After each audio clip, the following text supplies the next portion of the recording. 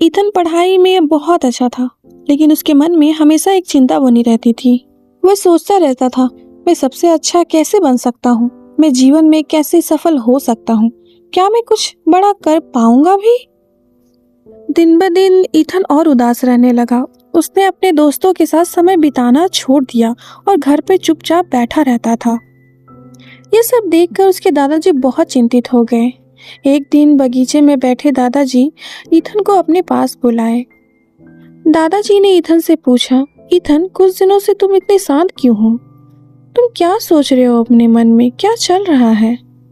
Ethan ने जवाब दिया, दादाजी, मैं सोच रहा हूँ कि मैं अपने जीवन में सबसे अच्छा कैसे बनूं।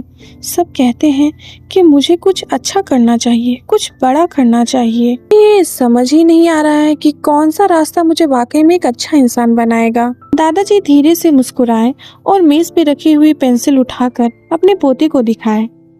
ईथन, इस साधारण से पेंसिल को देखो। क्या तुम जानते हो कि ये साधारण से पेंसिल के अंदर जीवन के 5 महत्वपूर्ण सबक हैं। अगर तुम उन्हें याद रखोगे तो तुम भी जीवन में सफल हो सकते हो। ईथन ने हैरानी से देखा और पूछा, एक पेंसिल? भला एक पेंसिल मुझे क्या सिखा सकती है दादाजी? ध्यान से सुनो। पहला सबक, तुम बड़ी से बड़ी चीज हासिल कर सकते हो, लेकिन कभी कभी तुम्हें दूसरों को अपना मार्गदर्शन करने देना चाहिए। एक पेंसिल अपने आप नहीं लिख सकती, ये तभी काम करती है जब कोई इसे पकड़ता है।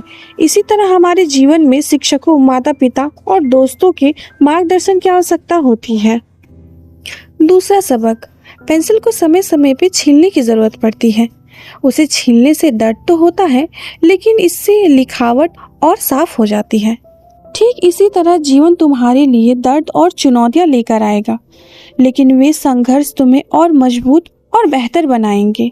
तीसरा सबक, यदि आप पेंसिल से कुछ गलत लिख लेते हैं तो उसे मिटाया जा सकता है। जीवन में भी आप गलतियां करेंगे, लेकिन याद रखिए कि गलतियां अंत नहीं है।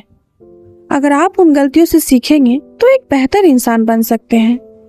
चौथा सबक यह है कि पेंसिल का सबसे महत्वपूर्ण हिस्सा उसके अंदर की लीड है, ना कि उसके बाहर की लकड़ी।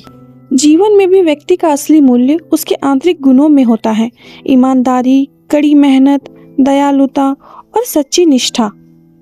पांचवा सबक यह है कि जहाँ कहीं भी पेंसिल का उपयोग किया जाता है, वह एक निशान छोड़ती है।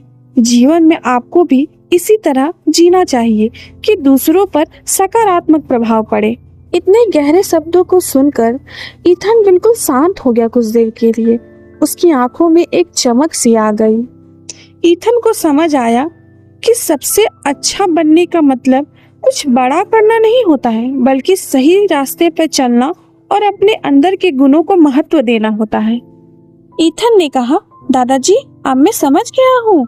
सबसे अच्छा बनने के लिए मुझे कोई बाहरी चमक की जरूरत नहीं है, बल्कि आंतरिक शक्ति और अच्छे कर्म मायने रखते हैं। दादाजी मुस्कुराए।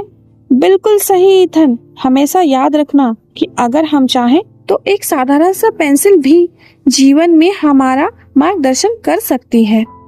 वीडियो को अंत तक देखने के लिए शुक्रिया।